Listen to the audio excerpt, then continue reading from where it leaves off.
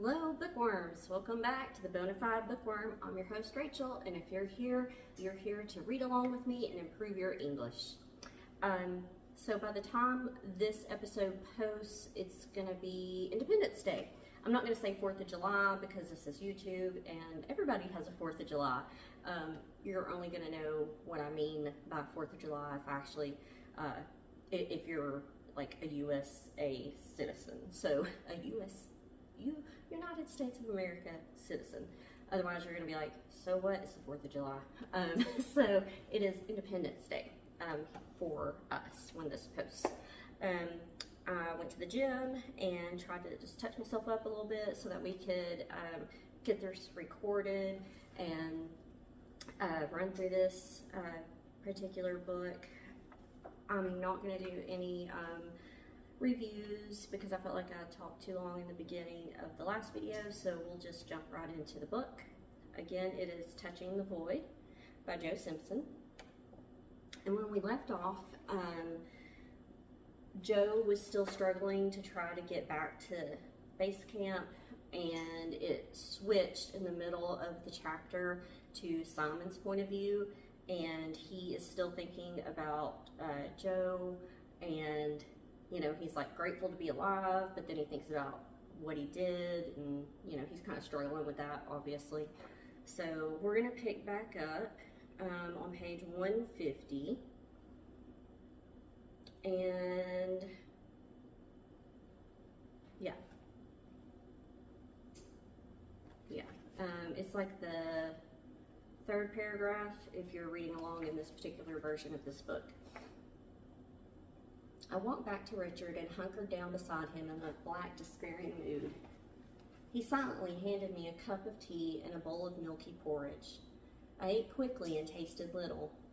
When I finished, I walked over to the tent, collected my washing things, and made my way to a deep pool in the river.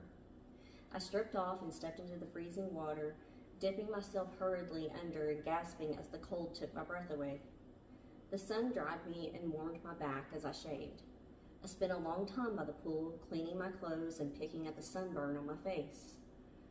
It was a peaceful, cleansing ritual, and my despair gradually faded as I mulled over the past few days. When I walked back to the tents, it was with a fresh spirit. It had happened, and I had done everything possible. Okay. Again, just seems like a strange sentence. When I walked back to the tents, it was with a fresh spirit. It had happened, and I had done everything possible. Okay, he was dead, and I wasn't. But that was no reason for tormenting myself. I had to get things straight in my own mind before I could return and face the inevitable criticism. I knew that once I had accepted it all, then I could tell others. They would never know what it had been like, and I doubted whether I could ever articulate it, even to close friends, but I didn't have to so long as it felt right inside. The healing process had started. For the moment, I was content. Richard had left the camp when I returned. I searched round the tent looking for the medicine box. It lay partly hidden by some of Joe's clothes at the back of the tent. I threw it on the grass outside and then sifted through his things. After 15 minutes, there was a pile of clothes and possessions lying in the sun by the medicines.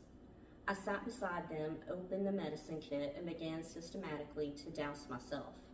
I swallowed runnicles to improve the circulation in my fingers and prevent the frostbite taking too deep a hold. Wide-spectrum antibiotics followed to combat infection. Then another drawn-out session of picking, cleaning, and inspecting followed. It was wonderfully restorative. The ritualized examination seemed to confirm to me that everything was back to normal. It was a luxury and a balm. Feet, fingers, face, hair, chest, and legs all got the treatment. When I finished, I turned to the pile of possessions and began sorting through them. I placed all his clothes in one pile and laid out his possessions in a line to one side. I felt quite calm and mechanical as I separated them. I found his used film and a zoom lens in a plastic bag. It was a large bag, so I gathered all the things I wanted to give to his parents and put them in as well. There wasn't much. I found his diary. He had written something almost every day, even on the plane from London. He liked writing. I glanced through it, but didn't read the words. I didn't want to know what he had said. I ignored what climbing equipment he had left behind. It was of no value to anyone but a climber. I would pack it home with my gear. When I turned to his clothes, I flicked through them quickly. I soon found his hat. It was a black and white patterned woolly hat with its bauble missing. I knew he had liked it, and I placed it in the bag with the rest. It came from Czechoslovakia. Mary Smith had given it to him in Chamonix. I couldn't bring myself to burn it. Richard came back just as I had finished with what I would give to Joe's parents. He fetched some petrol, and we burnt the clothes in the riverbed. The trousers wouldn't burn well, and we had to use a lot of petrol. Richard had suggested we should give them to the girls and the kids down in the valley. They would have liked to have them as their clothes were so tattered, but I went ahead and burnt them. When it was over, we returned to the cooking rock and sat quietly in the sun. Richard made a hot meal and provided endless cups of tea. We played cards or listened to music on the personal stereos. Richard went and fetched Joe's stereo from the plastic bag because his was broken, and the day passed idly. When we walked, it was quietly and about home. When we talked, it was quietly and about home on future plans. When we talked, it was quietly and about home or future plans. The hollow feeling was still with me, and the guilt which I knew I could never erase, but I could deal with it now. I wonder why they burned his clothes. Maybe it's too much to carry back, maybe? It just seems odd to me. Or maybe that's some kind of climbing ritual. Maybe they'll explain, maybe not, I don't know. Chapter 11, A Land Without Pity. I awoke screaming. We're back to Joe. It was light in the snow cave and cold. The nightmare subsided slowly, and I remembered where I was. It wasn't the crevice. The relief washed over me as I tried to forget the dream. I lay still, looking at the rough snow roof above me. It was deathly quiet, and I wondered whether the storm was still raging above me. I didn't want to move. It was going to hurt after the long, cold night. I twitched my leg gingerly and was rewarded with a stab of sharp pain from my knee. My breath clouded onto the snow roof, and I watched it vacantly. The dream had been so vividly clear that I had believed it to be true. I had seen myself back on the ice bridge, crumpled against the crevice wall, sobbing. I saw myself sobbing, but could hear no sounds. Instead of voice, my voice recited a soliloquy from Shakespeare over and over again.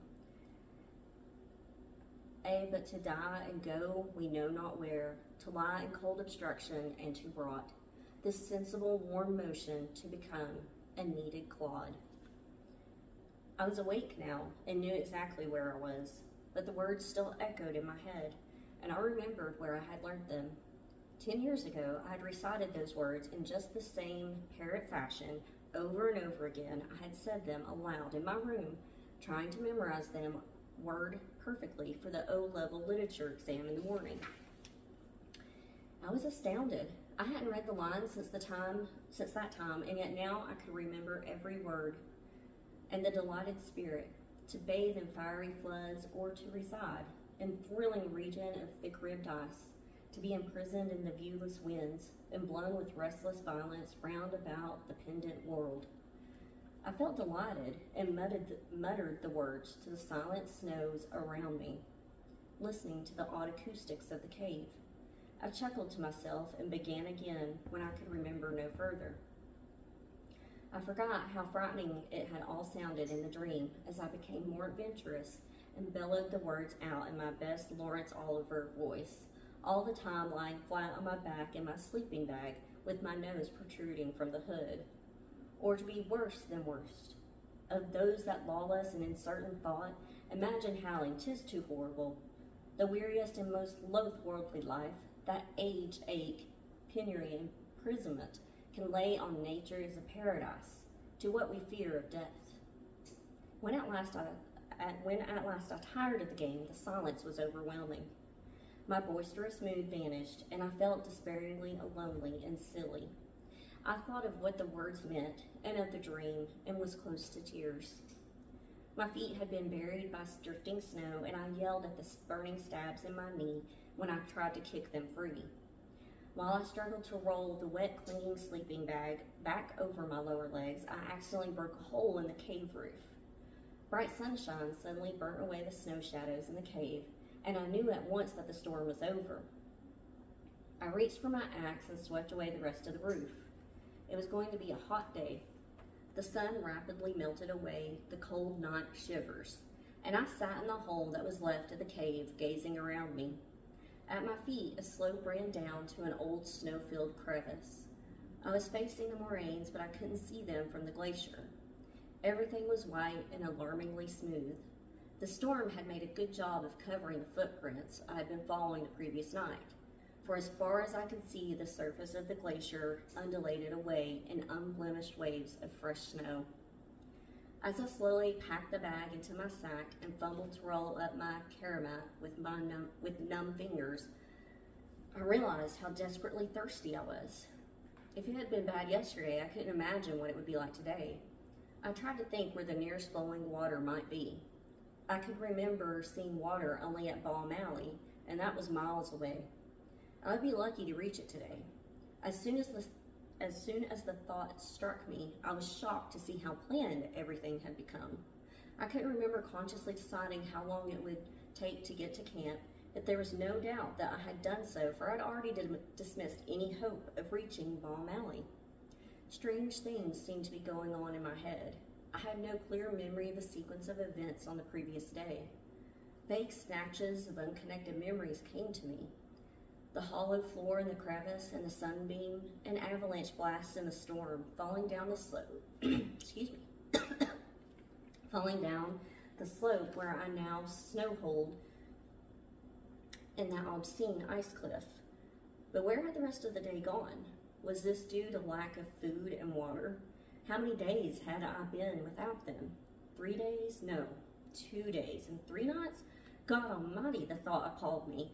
I knew that at this height I needed to consume at least 1.5 liters of fluid each day just to combat the dehydration of altitude.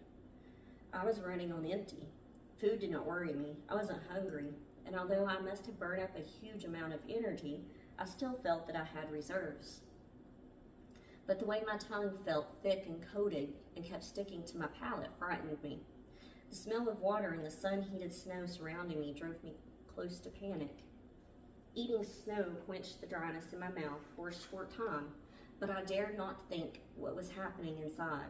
It just wasn't possible to eat enough snow to stave off the urgent need for liquid. Whatever planning I had done subconsciously seemed pretty futile as I looked at the snow rolling into the distance. I wasn't going to make it. Jesus, is that how it's going to be, just crawling to a standstill for the sake of water? I slid down the slope and began to crawl away from the snow cave. I thought that I would try to reach the moraines by midday and see how things looked then. Sitting on the glacier, feeling worried, wasn't going to get me very far. Perhaps I wouldn't make it. Maybe I would. I didn't care that much, so long as I kept moving and occupied. It was frightening and lonely to wait for it to come to me. I crawled carefully. Since there were no tracks to follow, it was vital to try and keep my bearings. I knew that the crevices were wide and numerous over to my left, so I hugged the right bank of the glacier, which curved round beneath Europa. Every now and then I hopped unsteadily onto my good foot to look ahead. The increased view never failed to surprise me. I could see far enough ahead to make out distinctive crevices, which I remembered from our outward trek. However, the nagging fear of unexpected crevices wore me down, and I became increasingly conscious of how vulnerable I was while crawling. After an hour, I convinced myself that I might be able to walk. My leg, sliding smoothly along behind me, seemed less painful. It occurred to me that I might only have torn some muscles in my knee, and now, after a night's rest, and it being so long since I had hurt it, perhaps it had got sufficiently better to take my weight. I stood up and swayed on my good leg, letting my right foot lie gently on the snow. I pressed down slowly. There was some pain, but nothing I couldn't bear. I knew it would hurt. My goodness, I'm gonna have to get my water. Excuse me.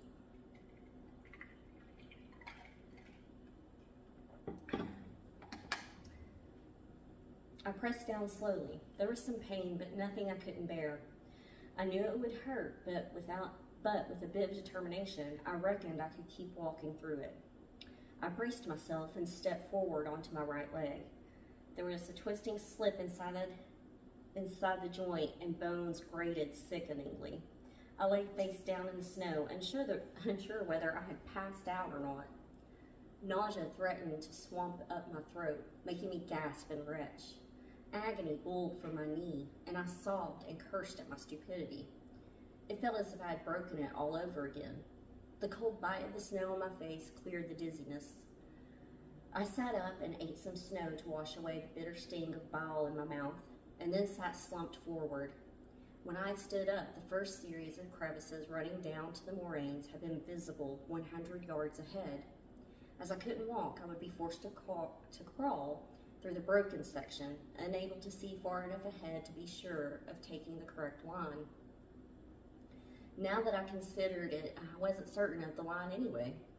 I remembered that we had weaved a complex path across the 150 yards of parallel crevices between me and the moraines, sometimes crossing narrow bridges dividing crevices, and frequently climbing short, steep slopes to avoid the open holes.